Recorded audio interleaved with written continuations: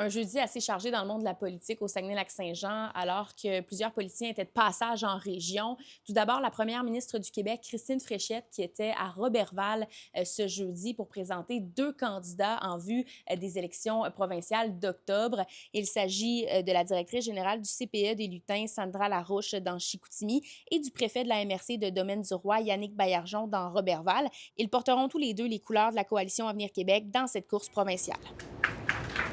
Élection partielle fédérale dans Chicoutimi-Le-Fjord maintenant.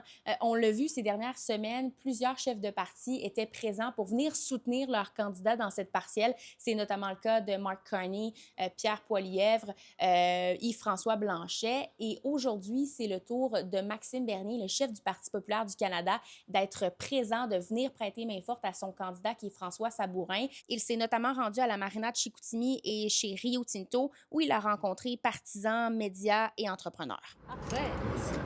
Et toujours dans le cadre de l'élection partielle dans Chicoutimi-Le-Fjord, Daniel Gobeil, qui est candidat pour le Parti libéral, a tenu à rencontrer les médias aujourd'hui pour discuter notamment de la gestion de l'offre, mais également des fameux tarifs douaniers que veut imposer Donald Trump. Il a notamment mentionné être rassuré par les discussions qui se déroulent présentement à Ottawa et à Washington, malgré qu'il ne soit pas présent à la table des négociations. J'ai été rassuré par mes discussions avec M. Leblanc au courant de la campagne.